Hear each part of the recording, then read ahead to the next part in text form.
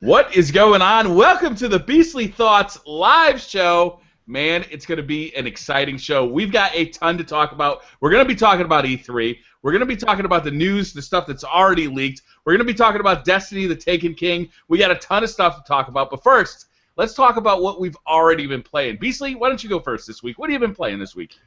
This week I've been playing The Witcher 3. I had a few games, a few bouts of The Last of Us with some friends. Of course, they keep bringing me back into that world. But I've been having a ton of fun playing The Witcher 3. I'm probably about close to 30 hours in.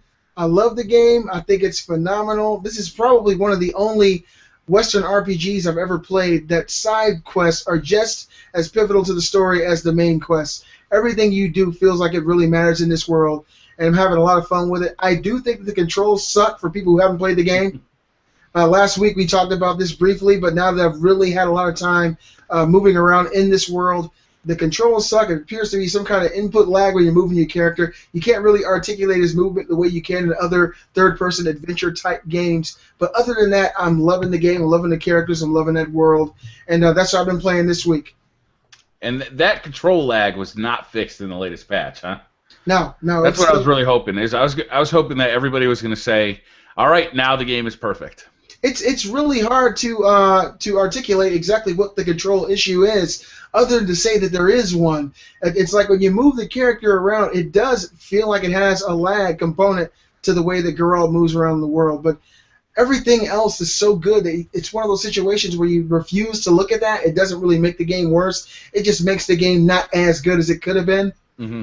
But yeah, I'm loving the game. I wish that it controlled like other games, but maybe that was their vision when they were developing the game, for it to feel slightly different from other games in the same genre. But I love it. I think the game's great. All right. Robbie, what have you been playing this week?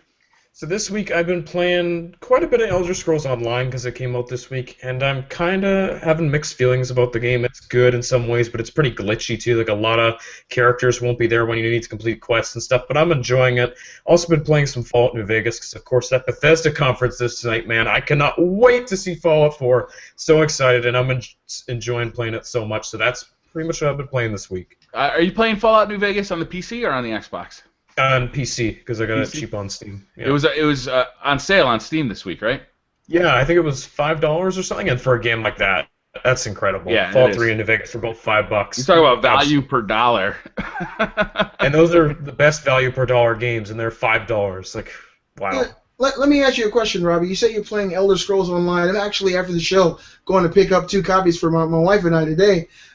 Is that a game that you think is worth picking up? Is it a good, first day purchase or new game to buy? I think because it is kind of like Elder Scrolls with friends, but it's a different game because it's an MMO. It's not a single-player Elder Scrolls game, and I think a lot of that game is about playing with other people, and I've mostly played it by myself, so I feel like you'd get a great experience out of playing with your wife, but I'd say it's a good game. Yeah, definitely pick it up.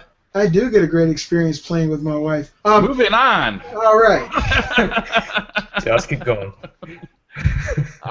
No surprise here. I've been playing a lot of Destiny. We're going to talk about Destiny later in the show, though, so I'm going to spare you the gory details, except for the fact that Trials of Osiris is my new favorite thing.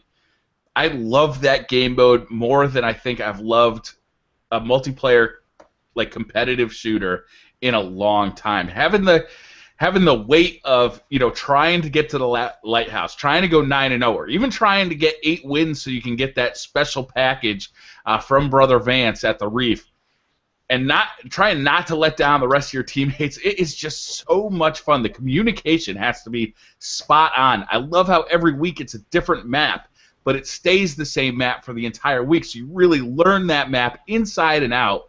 You learn all the strategies. I am loving Trials of Osiris. I can't wait to see what else they could do with multiplayer, because Bungie, I think, nailed it with Trials of Osiris.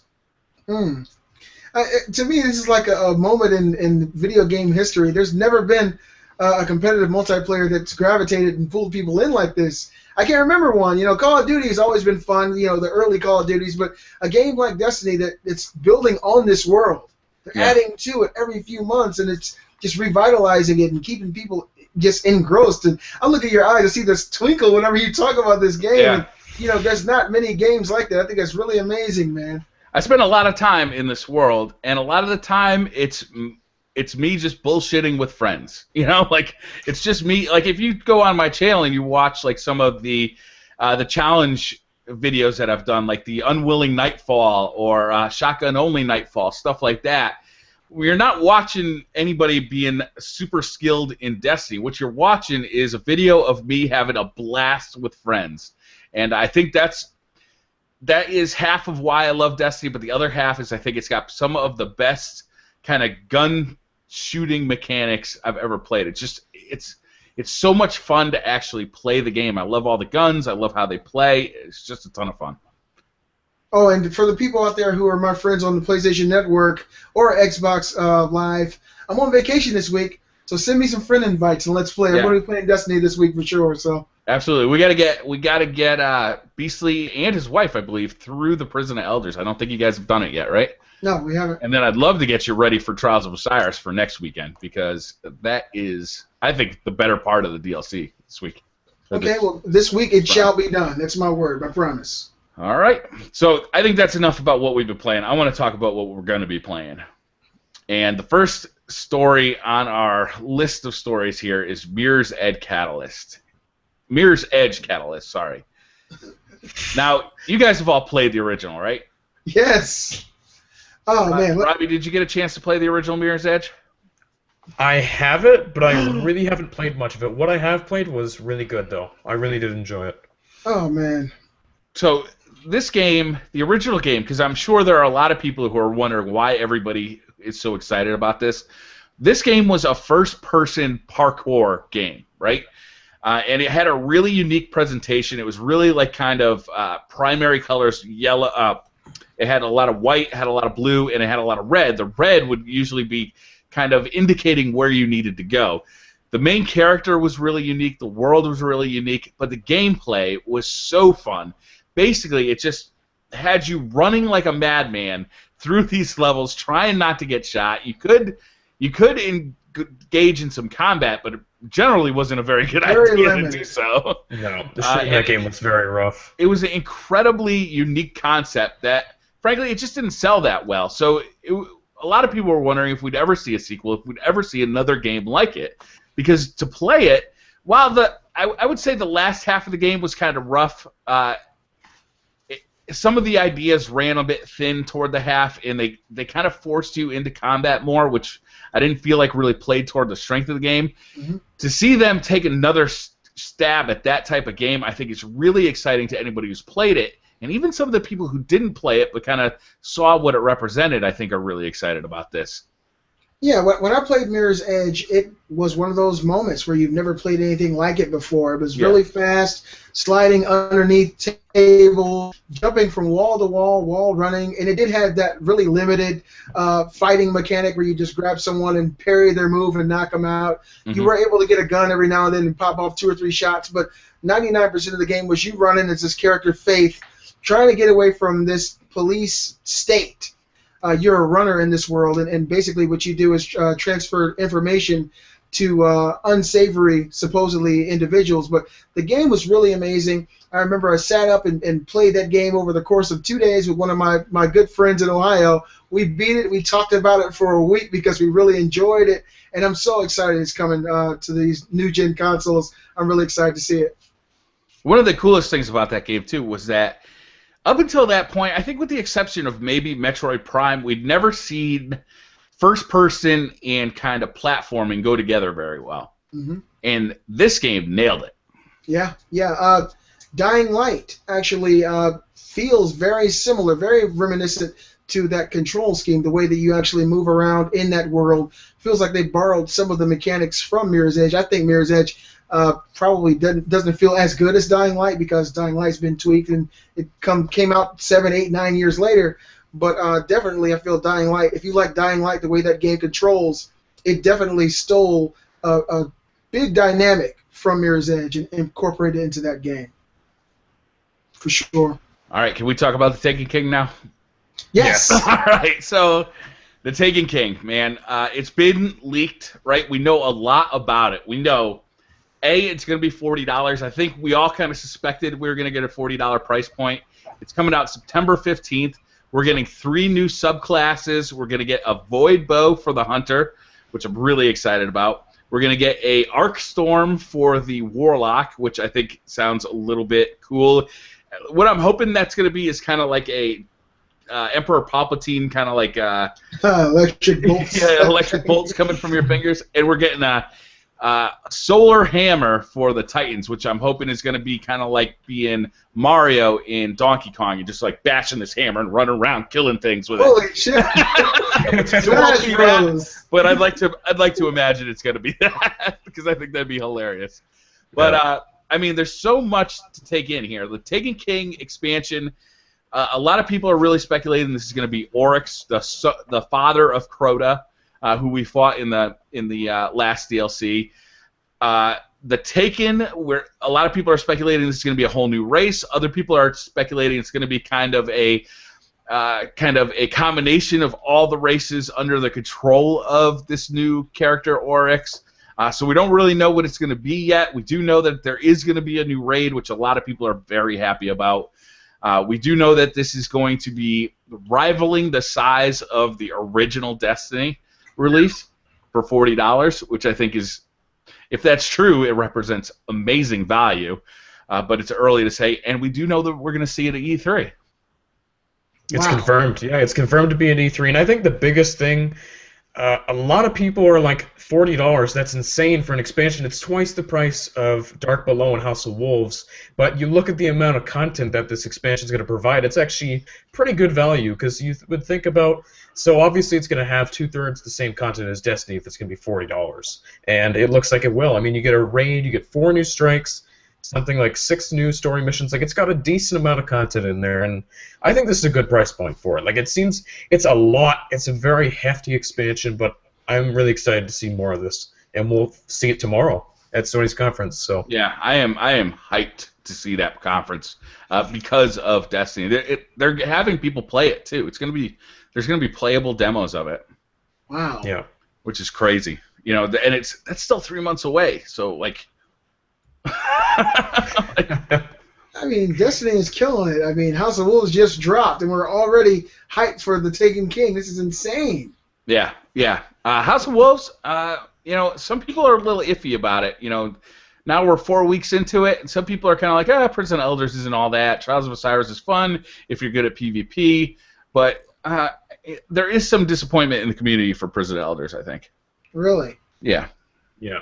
But your consensus overall is that you're loving it, right? I'm loving it. I think Prison of Elders is fun as shit. And, and Trials of Osiris, like I said earlier in the show, is literally like my new favorite thing.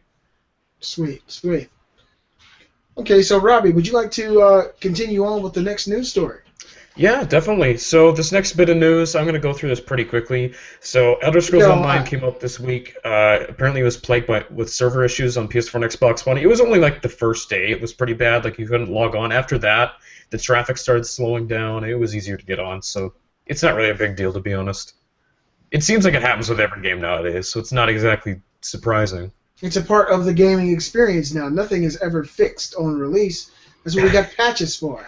Exactly. You have your 4 months of patches they plan out, and they're like, this is when the game's going to be fixed. Doesn't matter because everybody's going to buy it anyways, so there you go. Okay, and I'll be trying that game later on today. So, continuing on, Microsoft has revealed before E3 its new 1 terabyte Microsoft Xbox One with a new controller. What do you guys think about this?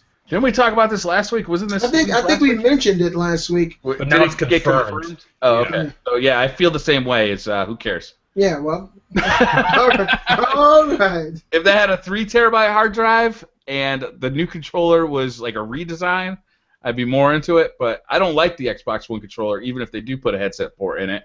And 1 terabyte seems like a half measure at best. Yeah. Well, when you take into account that all these systems here are totally filled, I know you guys' systems are filled too to capacity. Anytime you install anything, you got to delete something. So I think at least 2 terabytes is what you need in this new day and age of video gaming technology. Yeah, and hard drives are so cheap now that I don't really understand the cost savings in there either. Yeah, you can get a 2 terabyte for $70. You can get it cheaper than that, I bet. Wow. I bet you can get a 3 terabyte for $70. Holy hell, yeah, well, that's what we need. All right, so moving on, guys. Forza 6 and Rise of the Tomb Raider have gotten release dates leaked. And I don't know exactly what the release dates are. Robbie, do you happen to know off the top what these leak dates are? So Tomb Raider, I think, is early November, and Forza 6 is coming out mid-September. So basically, when you look at the Xbox One lineup, it's Forza 6 is like Microsoft's September game, Halo is their October game, and Rise of the Tomb Raider is their November game, which makes a lot of sense. That's obviously. strong. Yeah, it is. Wowzers. Good shit. Well, it's a leak, so I guess it's subject to change if anything does change, but it does sound really good. Which of those games are you guys going to pick up? I'm not into Forza, but I am into Tomb Raider, so that's probably going to be and definitely Halo. I think that this new Halo Guardians is something that I'm looking forward to. I know Kate's looking forward to it. I don't know about you, Briar. I know you've been kind of on the line about Halo these last couple games. What are you thinking? I'm probably gonna buy it. I'm a Halo fan from way back. Halo 4, I'll be totally honest, was a huge disappointment to me. It just didn't capture that magic that I was used to from Halo. But I'm willing to give it another shot. Maybe 343 can kind of turn it around, in my opinion. I mean, what we've seen from the early stuff looks really fun. The multiplayer certainly was fun. Forza 6, to me, I'm kind of with you. I'm not big on the Forza series. I've dabbled in it occasionally. If there's some kind of new game mode that kind of makes it so that I don't have to just grind races for hours on end, I might check it out because Forza, I think, has the best handling in any racing game, period. So it'd be fun, it'll look great. And Rise of the Tomb Raider, I'm all over that. Yeah. These are definitely strong, big exclusives for the Xbox One this holiday. You just sneezed into the mic, didn't you? I tried to mute it. The fact that you muted it made it even better. It was like you could see an invisible timer right next to a 4, 3, 2. It looks funny. I was trying not to laugh while I was talking. But yeah, all three of these games are huge. The Xbox One has quite a lineup for this holiday, and we're going to see all three of these games tomorrow at Microsoft's press conference at 9 o'clock. So we'll see them then. The year that Xbox kind of comes into its own, people stop hating on Xbox, get on board. I mean, it seems like it's going to be a strong lineup. Yeah. I mean, they probably will keep the Call of Duty exclusivity for DLC. Yeah, well, we'll talk about that in a little bit, but yeah. All right, so Call of Duty Black Ops 3 is coming to PS3 and 360. I know we kind of mentioned this a little bit last week, whether or not this is going to happen. And is it Black? I'm trying to remember who the studio is who's porting it. It's not Beanox and Mercenary Technologies, I think. They work on Skylanders, which is really weird. So I don't know how this port's going to turn out. Ooh, you might be able to have Spyro skin on your gun. How do you guys feel about this? Because it's confirmed, but it's being developed by a completely different studio that doesn't really know what they're doing. This is kind of a normal thing nowadays, where developers have other studios port their games to last gen or other consoles. Pretty much, right, Brian? Yeah, I mean, this is kind of the staple in the gaming community now. If a developer or a studio is working on something current and they have a game that's already coming out, they'll have someone else port it so they don't have to divide their team. So that's pretty standard. Of course, it'll be a lesser version, but it could still be great. I mean, look at what Titanfall was on 360 versus the Xbox One. They're very close in comparison as far as the way the games looked and played. So it's a good possibility that Black Ops 3 could be a phenomenal game. I don't think that's going to happen with the last-gen versions because from what I've heard, Black Ops 3 is not going to be the same on last-gen because they have the two-player co-op campaign, the beta's not coming to last-gen. A lot of the features of the current-gen versions are being stripped out on last-gen. Honestly, because when I first heard the news that it was coming to last-gen, I was so disappointed. You guys know me. I did not want it to happen. I was so bummed out to hear it was going to last-gen. I'm like, well, in this situation, I don't think it's really that bad, Robbie. I think it's bad if a developer is toning down their current gen to be in tandem with the last gen, but that's not the case here. It's not. The last gen is the afterthought. If you read the article too, Von Herr was saying it is not going to affect the current gen versions. We are not developing them. It's going to be a completely different game, and that's the best news we can get. It's not going to hold the game back. I'm happy with that. That's why I'm saying it's not really bad that this is happening, because the current gen versions are not going to be changed from their original vision, but people on last gen will still have their own version of Black Ops 3 to play. Of course, they won't have the 4-player co-op. They'll have 2-player, and they'll have a game that's pretty good to them. So be careful about what you believe, though, here, because we heard very similar things about Advanced Warfare last year. But that had all the same you're content. right. Like, that was a similar game. This actually has a lot less content. Like, there's more stuff they haven't revealed, too. Like, they're saying it's more...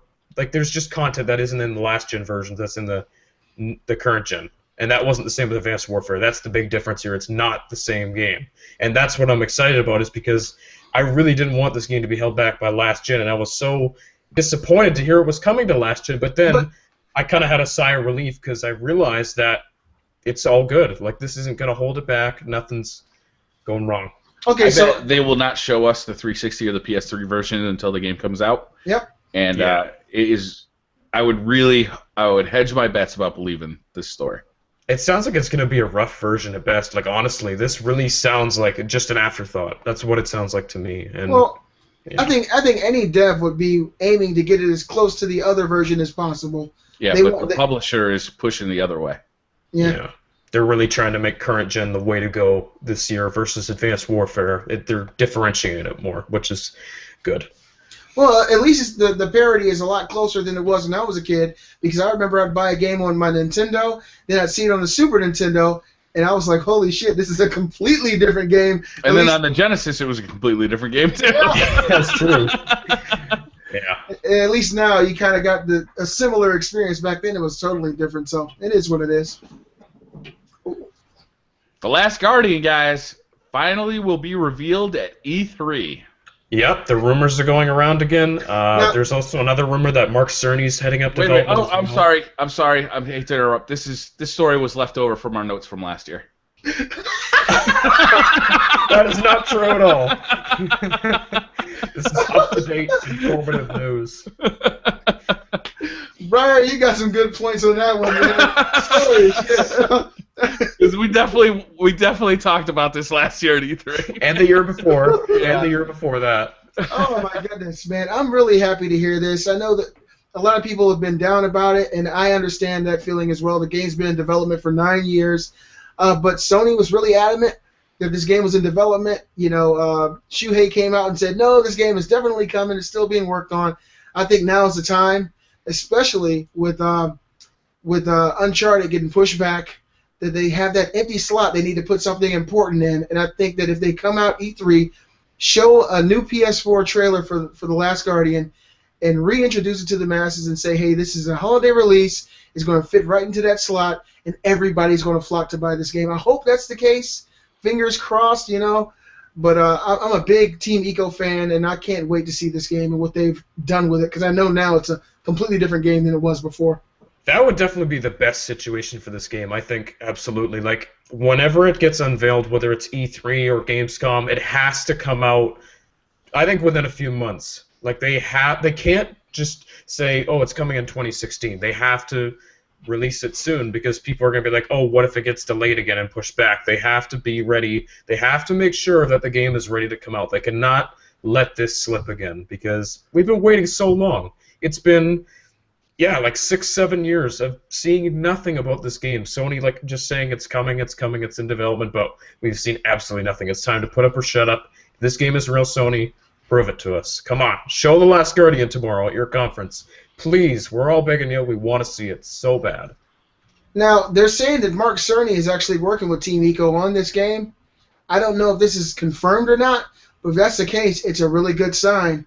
Mark Cerny's been in this industry since, I think, '88, and now he does consulting on video games. He used to develop them, and he works really well with Sony. I think he was at E3 2013, and he's a really awesome guy, and he knows his shit. So if this is the case, that's a really good sign for this game.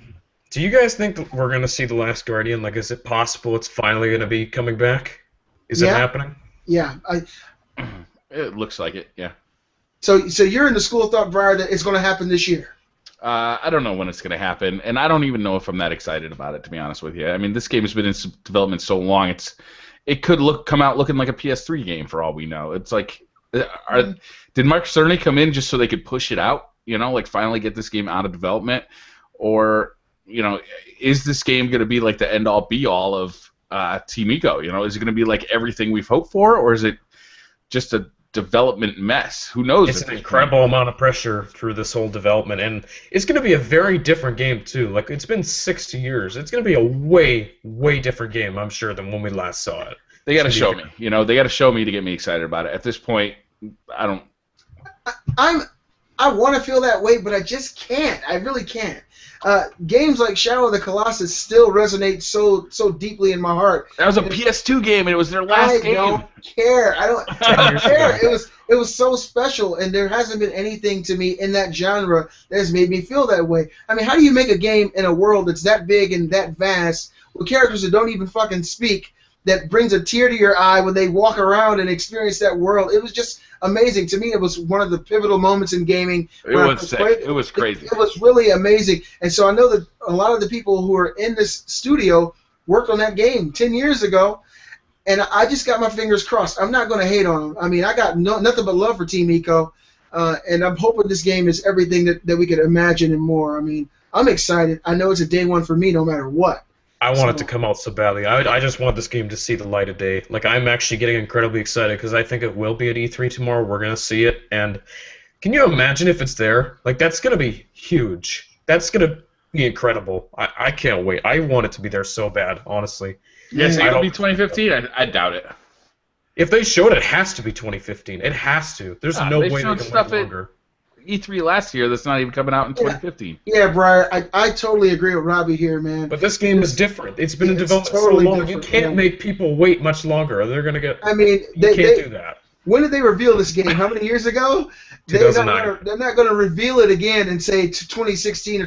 It's definitely holiday release that they revealed at E3. That would be sure for Sony if it was, but we'll see if it is. Yeah. I hope it is, guys. I really do. I hope it comes out this year, and I hope it's awesome. Yeah, but I have no faith in either. That's all we can hope. It's coming. And Dark Souls 3 leaks suggests early 2016 release. What do you guys think of that? Bullshit. And supposedly it's going to get announced at E3 here in the next coming days. Bloodborne just came out. This just seems so early for this, but it seems like it's honestly Dark happening. Souls 2 just came out. Yeah, like that's what I thought you were reading. Dark Souls. Dark Souls 3 possibility if they pull or drag from what made Bloodborne so amazing, I'll definitely be picking that up. Different studio, guys. Different studio. I know, but Bloodborne and Dark Souls. Same genre, and I know some of the same people worked on those games together. No, it was the same studio. It was still From Software. It was just a different team. Team, sorry. I think they have like 2 or 3 several teams. That's why they've been releasing like a game almost every year now, like because they have different teams. So this probably will be the Dark Souls team. Definitely not the Bloodborne one because we know they're working on an expansion for Bloodborne as well. Shu confirmed that. So I guess we'll see it at E3. It just seems so soon for this. Like I don't even know if I'm necessarily excited because it just seems way too soon. Like give it another year or two, I think. I don't know. It's like if they made another Bloodborne right now, I'd buy it right now because I had so much fun with it and I completed it. So I did love Bloodborne, to be honest. Like I would be kind of excited about this, but it's just so soon.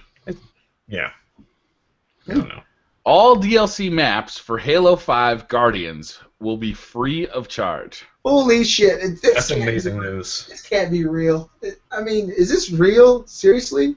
It's confirmed because they said they don't want to divide up the multiplayer community because they kind of took a jab at other multiplayer games in the map packs because it divides the community. So we've talked about this on the show watches this show, Brian. Yeah. Somebody watches this show because I know somebody who's hit on this nail on the head many times. And that was you, sir. Yeah, totally. It really does. It does exactly what Robbie just says. Is it divides the community. As DLC comes out for a multiplayer game, the player base that you get matched up with gets smaller and smaller and smaller, but they don't get closer to you. They're still spread out all over the world. It's just that you got fewer people to select from. So the multiplayer experience actually gets worse as a game like Call of Duty Advanced Warfare goes on because you're buying that new DLC, but there's less and less people buying the DLC as the game goes on. So your connection is going to get worse and worse. You're playing fewer and fewer people every time. So if they just give this to everybody, hopefully what it does is it keeps everybody in that same pot of gamers that can be selected from in matchmaking and improves the experience for everybody. And it keeps their community alive, too, because people will say, oh, hey, the Halo 5 map pack just came out today. I'm going to jump back into that game and see how I feel about it and play with my friends. And that's the best way you can keep a multiplayer community alive, by giving away free maps. That's awesome, because they'll be like, hey, I'm just going to check out the new maps, have some fun. Haven't played this game in a while. It's going to be a blast. Hopefully it garners some good faith for 343, which I think they actually really need. They're doing amazing things, like from the whole Master Chief Collection debacle, and they've made up so much ground. I'm really impressed by how much they've given back to the community and say, hey, we're going to make it up to you, and this is an amazing step, and thumbs up for me. Yeah, was it ODST just came out for the Halo Master Chief Collection, right? Yep. I haven't jumped into that yet, but I will because I liked ODST. I thought it was a lot of fun. Mm-hmm. Yeah, it seems like 343 is making some good decisions, and I agree. I agree when you said that last year, Brian, that it does segment the audience, it segments the gamers, and they're looking to keep everybody engaged on the same level. I think it's really, really smart. So, Retro Studios teases an announcement for E3. What do you guys think about this? I don't think much about it because I'm not real sure who Retro Studio. Oh, they made Metroid and the they made Metroid games. Prime. Okay. Yeah. I often confuse them with Rare too. I'm like, are those the Banjo guys? Oh wait, no, that's either guys. So we'll find out about this in literally tomorrow or the next day. E3 is happening tonight, and it's gonna be going on. So we'll definitely find out. I think Tuesday what this game is, and I'm looking forward to it. So it comes from a Twitter post that says, "Can you dig it?" E3.Nintendo.com. So clearly it's a Dig Dug remake. Dig Dug remastered in 1080p. Put it in the books. Confirmed. You heard it here first. BC Thoughts Live. Yeah. Dig Dug. That was the joint. Dig Dug remaster. It's gonna be a new dark and brooding version of Dig Dug.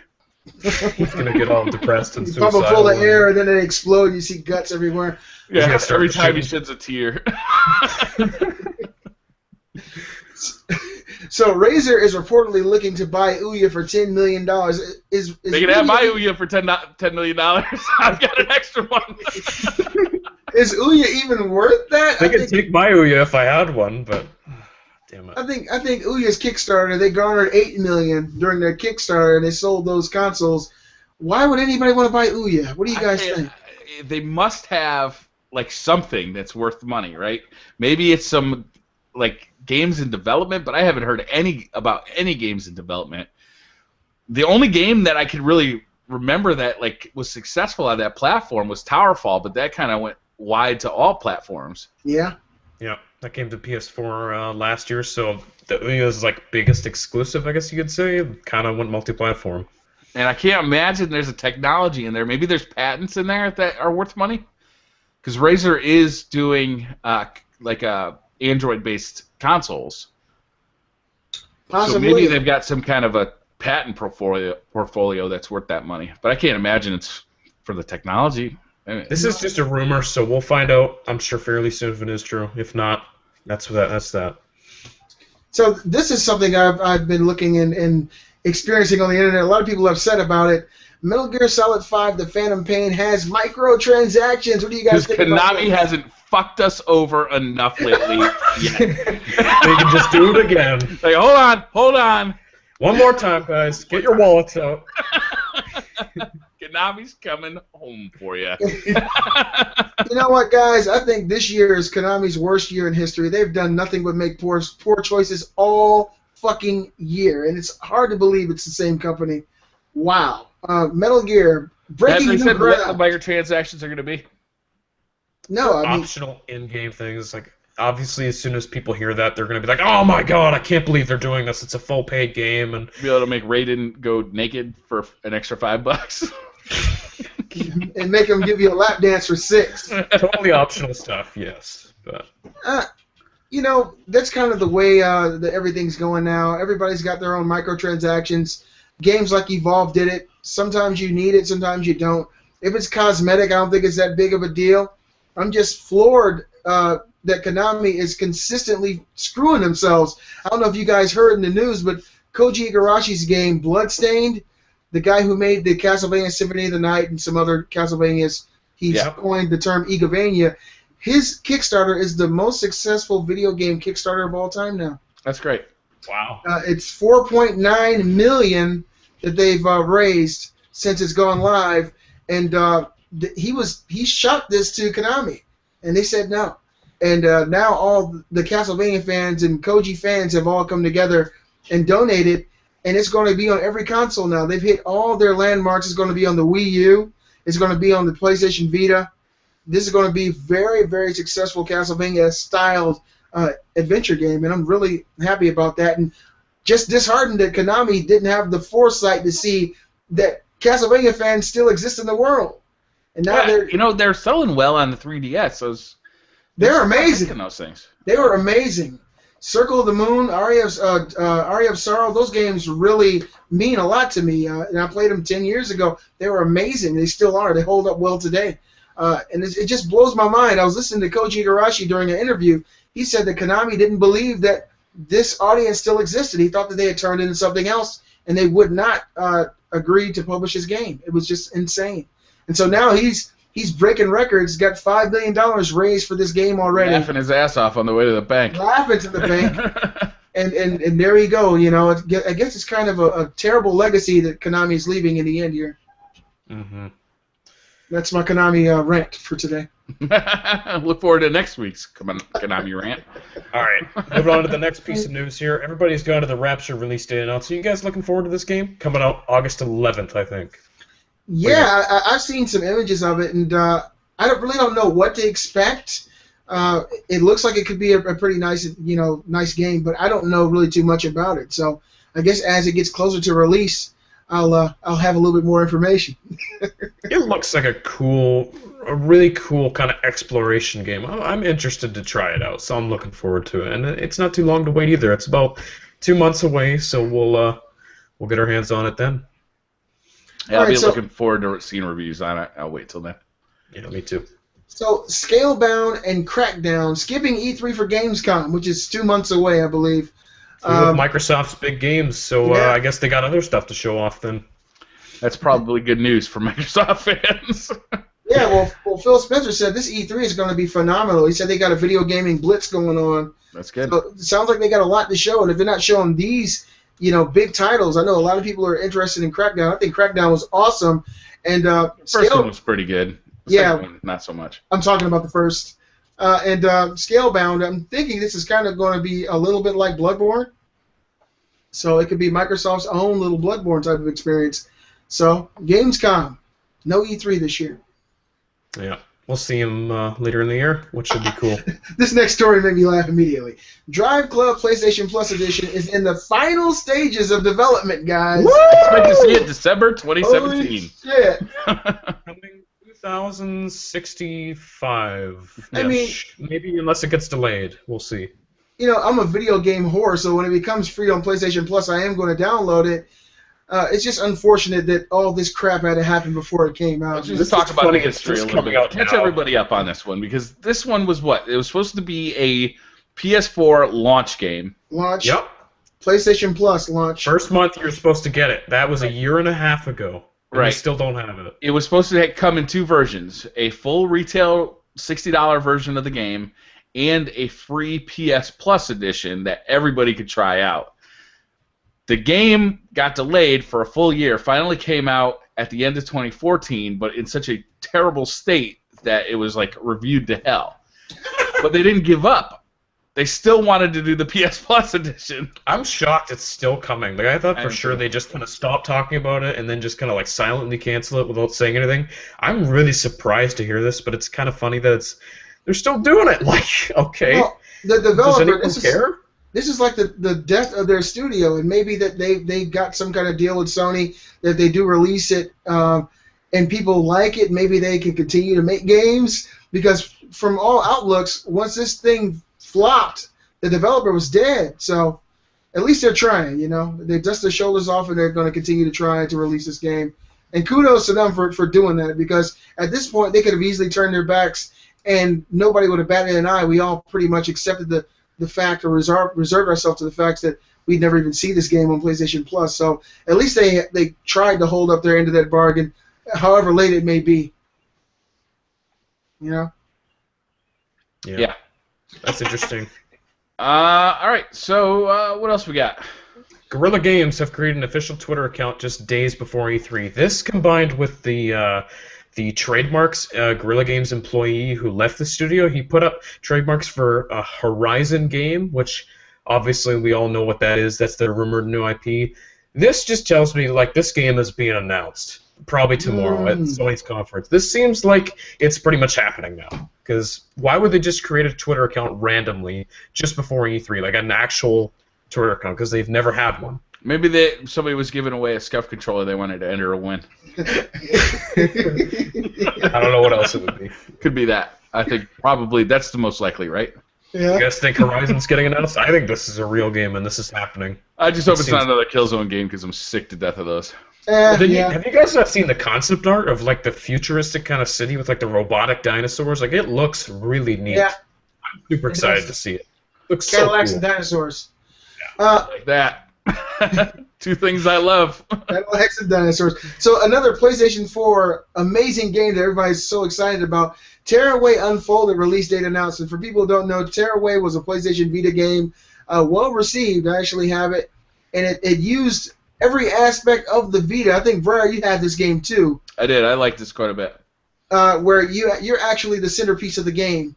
The PlayStation Vita uses the camera, and as you run through this platformer, you're actually trying to reach you, and your face is the sun. And it's really an endearing and kind of a cute tale. And now they've repurposed this game, and they're I guess they're like rebuilding from the ground up. Well, they already released the original game on the PS4, right? No. They didn't. Oh, No. okay. Tearaway Unfolded is the rendition of the original made for the PlayStation 4 without all the PlayStation Vita-centric abilities, like, you know, looking at yourself and things like that. I'm sure they could use the touchpad on the DualShock 4 to reproduce some of the things you did with the Vita. Yeah. But my understanding is this is a kind of built from the ground up for the PlayStation 4 experience. And if you guys haven't played Tearaway, I would say definitely give this game a try. It's a really fun game. And I love one of my favorites for the Vita. Yeah, and there aren't many of those. No, there's not. Yeah, but it's a really good game, and I'm looking forward to seeing what they're going to do with the PS4. Hopefully, it comes out and does well. All right, so YouTube has created a new app and website to host gaming content. The competition this is good news, right? begins. This is great news. That's cool. Yeah. It's a Twitch competitor. It's what it really is. It's live streaming. It's just like Twitch. So we'll see how it goes. We'll have to see how this goes, right? It's like the amount. As long as I've been on YouTube, as long as I've been making YouTube videos, I've seen YouTube like announce more initiatives that just like never come to fruition that I can count on my hands and feet. You know, like. So we'll see. We'll see. This is very. I'm skeptical about this too. I'm not sure how this is going to work out. I'm going to wait and see on this too. Well, the thing is, if this new app is going to be a Twitch competitor, they've got to reserve themselves when it comes to a lot of the restrictions that YouTube has. YouTube has tons of restrictions, and Twitch doesn't have the same restrictions. So if it comes to live streaming, people are probably going to stick with Twitch unless YouTube kind of falls back as far as restricting everything the way they do on YouTube. I doubt they'll be able to do that. Like, if you want to be able to play copyrighted music on your stream, YouTube is still going to have a problem with that. Yeah. What I suspect this is more about is just separating gaming content into like a small a package that's easily consumable by people who are just in YouTube for the gaming content. You know.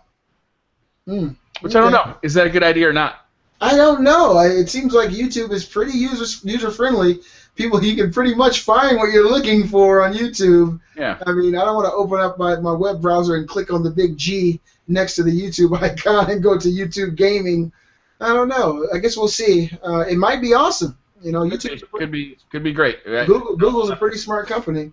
Yeah, it could be another Google Plus though. So now, going back to what we mentioned earlier, talking about awesome fucking dinosaurs. Transformers Devastation has been leaked, and this is a fighting game. Yeah, this is Platinum's new game, because I remember IGN put up an article saying they were going to announce the next Platinum game. This is really weird, because they leaked their own game. Like, this is IGN who brought this news. This is really weird. Have you guys seen the screenshots? Yeah, I've seen them. Yeah. They look awesome. It looks cool, but it's on last gen, so that immediately kills my hype for it. And I wasn't super excited for it to begin with, but then I saw it was 316 PS3. I'm like, nah, no thanks. Even the cover art looks awesome. I've got a few PS3s sitting around, Robbie. It might be worth trying, man. It's the last gen only? No, it's both generations, but I'm saying last gen is going to hold it back. But I don't know how much it would hold back a game like that, so we'll see. It's Platinum. Like, they're a really good developer, but So, Briar, I'm trying to figure out, will we label Robbie like a generation elitist now, or how would that totally. be? I don't Yeah. want my games held back by 10-year-old hardware. I'm sorry, All but it's right. time to move on. I don't blame you, Robbie. I don't blame you. It frustrates me. We're 2 years into this console cycle. There are still games come out on last gen. Are you kidding me? Like, the games aren't going to be as good as a result. It's time to move on. Simple as that. You said it. We are burning through this news. We're going to have plenty of time. This is great. Nice job, guys.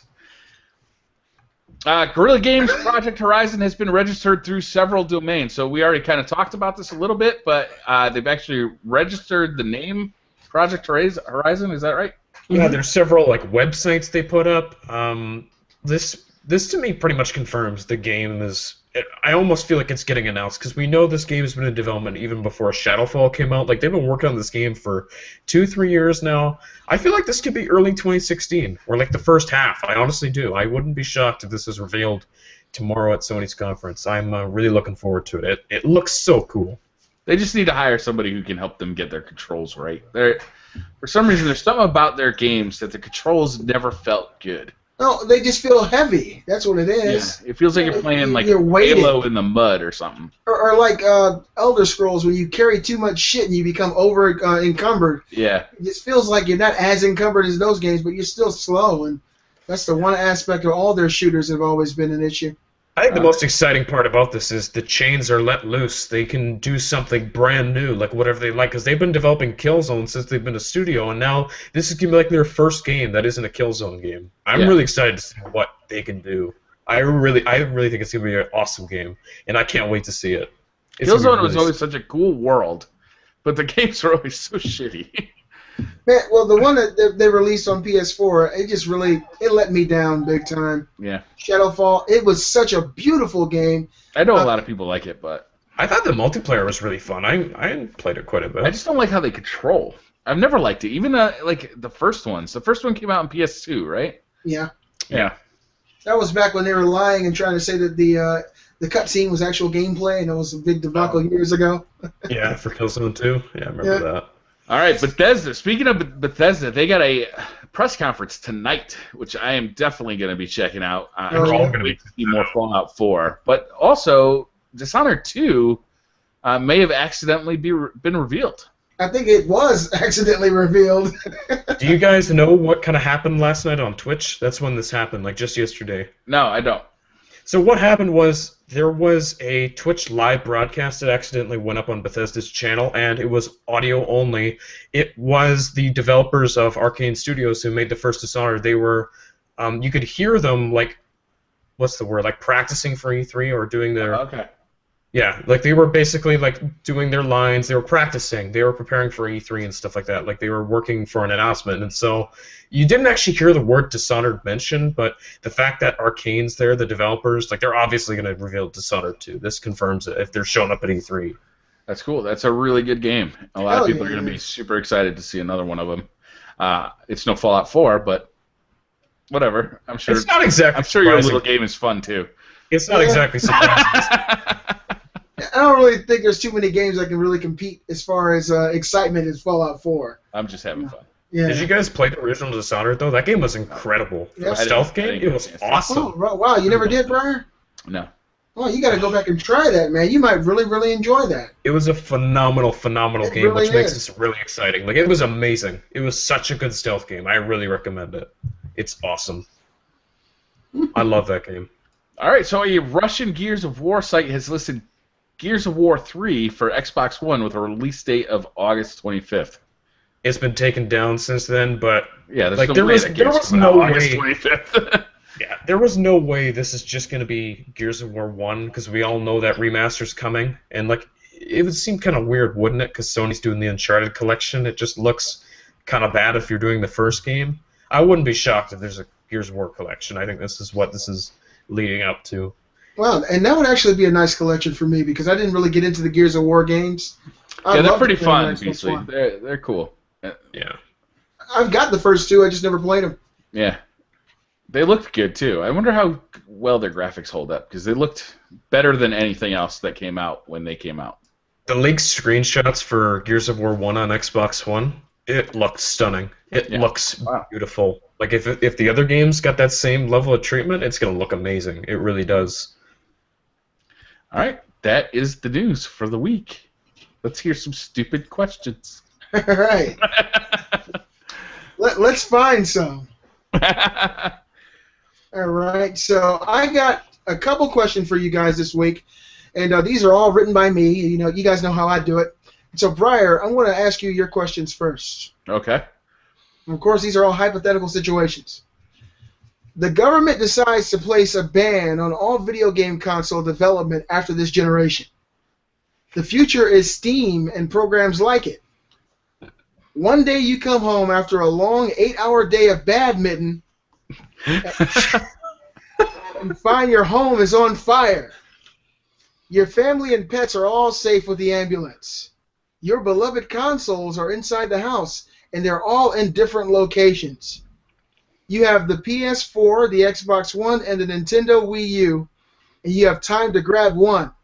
Which do you pick? Okay, so you're saying to me, this is in the future that this fire happens? Yes, after an 8-hour day of badminton. But new game development has completely stopped. Console development. Okay. So all the games I'm playing now are on PC. In the future, yes. Well, man, I'm grabbing my PC. That's not the choice. It's not an option. We're talking your console collection, your home consoles. So you can keep that forever. And I've only got the choice between Wii U, PS4, and Xbox One. You can take the Wii U off if you want. I can't go after my Dreamcast? Sure you can. What do you All got? right, I'll go after my Dreamcast. Whoa, okay, wow. Awesome, awesome, awesome. All right, so question number 2, Brian. You ready? Yeah. And this is totally out there, but you guys know I'm fucked up. Oh. You are given the chance to decide how humanity will end. A spirit being tells you that it is time to cleanse the earth of all the filth that human beings have brought forth. Mm-hmm. You are given only 2 options on how it all ends. Okay. Number 1, the earth is gradually getting farther away from the sun, and within a year, it will be far enough away that all plant life begins to die and temperatures reach -20 in July. That sounds cold. Number 2, the earth is gradually getting closer to Earth, and within a year, the oceans are virtually evaporated and outside temperatures reach 120 degrees Fahrenheit. You must choose one. I'm going to go with the option where we're floating away from Earth, from the sun. Because freezing to death sounds more pleasant than burning to death. Yeah, burning would be painful. All right, so, Robbie, I got 2 questions for you, buddy. You ready? I am ready. Okay. Survival horror games are amazing to play, but imagine actually being in one. You must survive one day in one of these classic survival horror games. Pick one. Number 1, you got Resident Evil. Number 2, you got Silent Hill. Number 3, you got Dying Light. And number 4, you got Dead Space. Which of these games do you think you could survive one night in? Dying Light, because you could just get to shelter and kind of stay the night, whereas in the other games, there's there's zombies and things everywhere. It's a lot more unsafe. I feel like Dying Light would be the easiest. That would be fucking terrible. Those things run in that game. I'd be dead in 5 seconds. Good answer. All right, and your last question, and this will be the last question. A curse is placed on you, Robbie. A pox on your house! What kind of curse is this? Every time you play a video game longer than 30 minutes, My toe falls off? you gain a half a pound. Oh. On the flip side, every time you watch The Notebook, you lose a pound. How often would you play games? One mean motherfucker. Watch The Notebook? What is it? What is that? If you don't know, now you know. All right, so you gain a half a pound every time you play a video game session for more than 30 minutes. But this awesome action film called The Notebook, every time you watch The Notebook, you lose a pound. How often would you play video games? I see Brian just doing this. I'd rather be fat and happy. I think I already gained half a pound after every 30 minutes of playing. I'll go the other way. That decision has been Awesome. made. Awesome answer. It's kind of been automatically made. I'll go the other direction. I already gained half a pound over 30 minutes. So I could hear myself getting fatter. I can feel it. That's already a reality, so I'll take the other option. Oh man, that's a good answer there, All Robbie. right, that was a good Awesome answer. stuff. Man, I'm so excited, man. E3 starting tonight. Bethesda, you're all mine, baby. Show me. Fallout 4, Sprinkle Doom, some goodness on me. Sprinkle some beauty Dishonored on me. 2, maybe even some new IPs we don't even know about. I'm looking forward to it, you guys. 3 hours to go. It's going to be amazing. And this is just the start, too. Tomorrow's going to be an incredible day with Microsoft, EA, Ubisoft, and Sony. This is just the beginning. Like, we're kicking off E3 with Fallout 4. I don't think there could be a better way to kick off E3 than this. It's going to be incredible. I'm so looking forward to tonight. Damn right. Me too. Couldn't have said it better myself, Robbie. Couldn't have said it better. Yeah. All right, I think that's going to do it, guys. Thank you very much for watching. Don't forget to hit the like button. Don't forget to check out Beastly Gamer's channel. Don't forget to check out Robbie's channel. They'll both be in the description of this video. And we'll see you next week. See Bye, you everybody. guys. Thank you so much for watching. I love you. Wait, awkward pause. Okay, we're good.